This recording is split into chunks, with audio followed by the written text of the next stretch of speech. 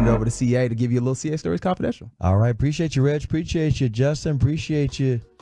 Everybody back. Who's that back there? Ross. I thought that Rodrigo. was Rodrigo. Rodrigo's brother. Rodrigo's brother. They just having a whole party back we there. got a party back there in the Pimp Cup. I told you, it threw everybody off their games. Yeah. Not going to lie. Well, I appreciate all of y'all and the Tolos, of course, for letting me share some of these crazy stories and interesting things that have happened. Boy, I've seen a lot of things over these years covering sports. And one of the most surreal times ever was in the 90s. And it wasn't just one day. It was several years of the O.J. Simpson saga. Oof. 877-881-1053. That's the Frankel and Frankel Injury Attorneys text line. If you were alive, where were you when O.J. By the way, we're bringing up O.J. because he passed away yesterday. His family announced it today. And he was 76 years old. He had prostate cancer. Mm-hmm. And I actually just did a seminar with a doctor at Presbyterian Hospital just last month, the middle of March, talking about men going to get checked. Yes. And it's not just digital. Yeah, pause. No, I know exactly what you mean. Yeah. That's right. So anyway, there are other means and methods. Don't let that scare you away. So go get yourself tested. Don't be like Juice. I'm just saying. But back to OJ. Different Tolos were texting in. I know you got some OJ CA stories. Yes, I do. Yeah, I don't think I've seen anybody try and beat your door down for one of these stories like they have been today. They want to hear some stories. Well, first of all, I definitely met OJ Simpson, and I did not really care for him because he seemed fake. He would always say little things like, I'm not black, I'm OJ. Yeah. And I was like, come on, man. And every time I met him, I met him a couple of times. I met him at Texas Stadium. He was part of the Monday Night Football team crew. Yes, he was. At one point in his career.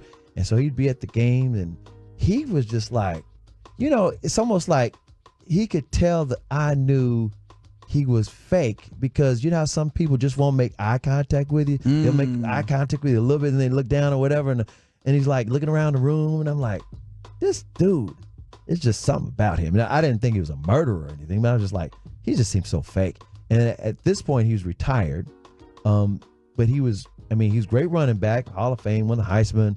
He definitely was very talented. Sure. Also, and I was talking about this on the cross, he had a very large head. That's right. He was like 6 foot tall, but he seemed smaller than that. But, in more than one sense of the word, like big ego.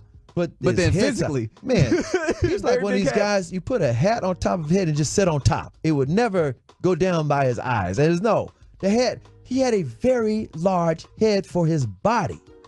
And I'm like, what kind of helmet could he wear? That's why he ran fast. He just leaned forward, and the head, kind of propelled him forward. So that was one of the things. And I met him a couple of times at what was it? There would be like a Super Bowl, or he'd be in the room and we'd shake hands, whatever. And people like, do you have a picture with him? No, I never really wanted a picture with him. And he was a movie star too. He was in those Naked Gun movies, which made him kind of like everybody's. And he was always he did the rent-a-car commercials. Yeah, the Hertz running popular through an airport. Yeah, he was very, very popular across the board, but it was just always seemed like he was kind of fake. He just wasn't real. He wasn't the kind. He's like, I'm a movie star. I'm the Juice. He's like, oh, he's the Juice. And all kinds of people loved him because they didn't know him any better than that. Oh, he's the Juice. It wasn't like he was loved like, oh, he cared for so many people, and he did charitable work. You never heard about him doing charity work. He's just a golf course guy and just always made the scene with the Hollywood celebrities and, and the former athletes and Juice. But he just wasn't one of the guys. He just wasn't real. Okay, so let's fast forward to where was I when all this stuff started happening. Sure. So I'm covering the NBA Finals in 1994. NBA Finals is the Knicks versus the Rockets. Houston Rockets with Hakeem Olajuwon and the New York Knicks with Patrick Ewing. Yep. And I'm in New York that week. It was 2-3-2. Houston had the better record, so the first 2 games were in Houston. The next 3 games were in New York. And I'm in New York, and this is when the murder first happened. It was just ghastly because he basically decapitated her and Ronald Goldman. Yeah. And it was like, what? But at the time, we didn't know it was OJ that did it. It was like his wife, his ex-wife, oh my God, this is gruesome. This is horrible. And then you start hearing these details like, do you think he might be a suspect? Maybe, maybe not. It was just playing out. Like there was no social media. It wasn't like you could check Twitter or go to Instagram or whatever. There was no social media. There's barely any internet. So by the way, you had cable news. Yes. CNN wasn't even big time yet. It was very new. That whole OJ thing from start to finish, the trial, the whole everything, that's what put CNN on the map. And you can argue that became the playbook for all of the 24-hour news that we have now. It was the trial of the century. All the networks covered it. TMZ didn't get a whole look. There was no real TMZ until that happened. And they became legit because it was about his shoes and the shoe sizes. And I mean, it was like, it was happening. The ratings were just insane. For that trial alone, 100 million people. The Bronco chase. This is when I was in New York. When it first went down, I went to this restaurant. You know how you got a Planet Hollywood or you got a Hard Rock Cafe? Yep. They had a restaurant. It was a themed restaurant, Harley Davidson Cafe. And it was all these motorcycles. OJ had a motorcycle in there. And everybody was talking about it and taking pictures with it. And I'm like, this is crazy. I'm covering the game at Madison Square Garden. They don't have, flat screen TVs everywhere. They just have some TV monitors here and there. And you have all the celebrities sitting courtside. Warren Moon is there because Houston Rockets, but Warren Moon is always, me and Warren became real good friends because he's always attending. He was an athlete that was cool to death. They would attend big events like the Super Bowl, the NBA Finals, World Series. He was at all that stuff if he could make it. He was there. Spike Lee's there. Woody Allen was there with his young girlfriend, /stepdaughter. Yeah. It was Jung Moon or whatever. It was very crazy. It's amazing the amount of names that you drop. You're like, well, that's a little problematic. Oh, there's some problems there as well. Oh, yeah. It's New York, Madison Square Garden. The Knicks are in the finals. John F. Kennedy Jr. is there. It's crazy. But everybody was, wait a minute.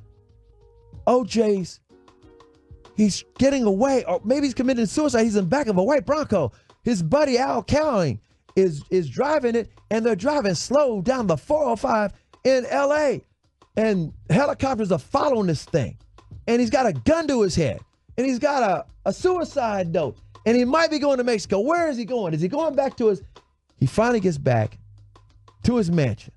And this is going on while the game is being played. That's right. And everybody's watching both. Literally while, because it was NBC, right? NBC made the decision to picture in picture, basically, right? All I can tell you is I'm at the game in Madison Square Garden, and we're watching it on monitors. We're going back to the press area, not a press box, but a press area, where they had the big monitors. And then you go back to your seats, and then you go back to and it was going back and forth. And I think it was at halftime. And his attorney, Kim Kardashian's dad, Robert Kardashian, put it like this. There would be no Kardashians keeping up with the Kardashians if his dad wasn't his attorney before they had the Dream Team attorney with Johnny Cochran and all that. This is before the trial. This is during the Bronco chase. He's reading the suicide note live on television, on all the networks. Mm-hmm. And we're standing there. And I'm standing next to what's his name? Wait, who are you talking about? Ahmad Rashad. Yes, that's right. By the way, I saw Ahmad Rashad when the Mavericks were in Abu Dhabi this past October. Yes. I hadn't seen him in years. That first time I saw him, I was thinking about that same moment, the Bronco chase. I'm serious. I've seen him after that. Back in October, I was like, the Bronco chase. Kardashian's reading the statement or the suicide note. And he's thanking all these different people he worked with over the years, his friends. And then he says, I want to thank my good friend, Ahmad Rashad. And the whole room of reporters, they turn their head and look at Ahmad. And they're looking at me because I'm standing next to him. And Ahmad looks down to the ground, and he just walks slowly out this door and gets in a limo. And we never see him the rest of the series. That was it. Yeah. And then, again, like I said, that was the Bronco chase part. Then, of course, you start hearing more and more details of what happened. And, of course, he's up for murder, and the trial is going on, and Judge Ito and You had everybody was becoming famous over this trial. Because America's watching this trial as it's happening. It's the trial of the century. And by the way, check out the 30 for 30. Ezra Edelman killed that documentary. It's an incredible documentary. Emmy Awards. I mean, there's all. Well, it's one of my favorite documentaries ever. Another thing people were remembering was, where were they when the verdict came down? Sure. One of the things that allowed him to, quote unquote, win the criminal case or be found not guilty, not innocent, but not guilty, was because Johnny Cochran was very smart. He was very smart.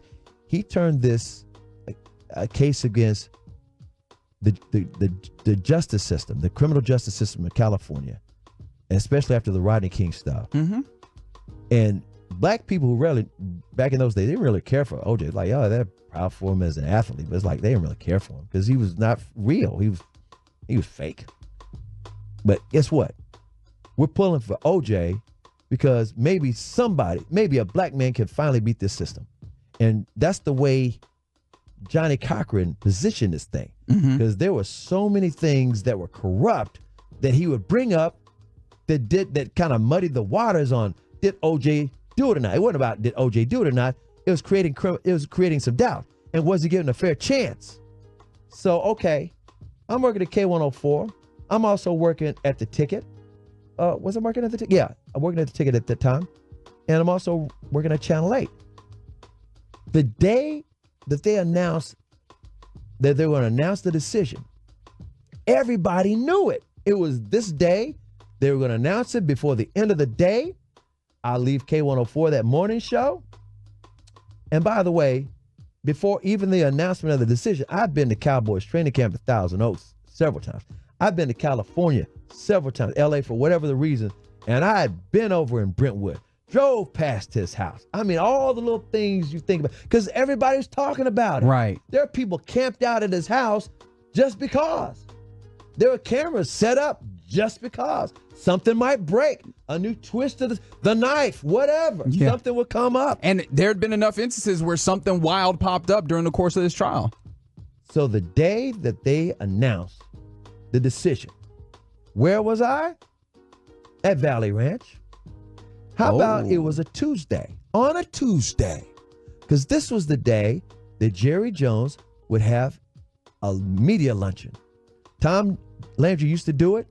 And then when Jerry bought the team, he decided I'll do it. Because Jimmy Johnson said, I'm not doing that. Barry says, I'm not doing that. So Jerry would do it. And it would be in the dining room, the players' dining room, the cafeteria at Valley Ranch. And so we're sitting there, and they had the TV monitors on because they were going to announce the decision at some point, and the volume was down. And Jerry was sitting there. I can't remember if it was Jerry there, if Jerry wasn't there that day, but they still fed the media that day, and they had somebody there. I'm pretty sure it was Jerry. The reason I'm not 100% sure is because everybody wasn't paying attention to anything he was talking about. They want to know, hurry up, let's get this over with so we can find out what's going to happen in this trial. They're going to announce the decision. And I'm not going to lie. When they announced that decision, you could hear a pin drop.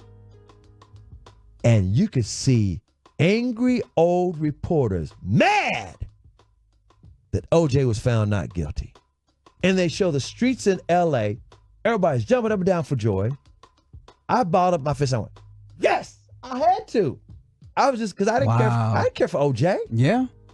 I just like, there was too many wrong people in positions of power in LA. And I was just glad that Johnny Cochran won that thing. And again, everybody knew OJ did it. But like I said, Johnny Cochran put the system on trial.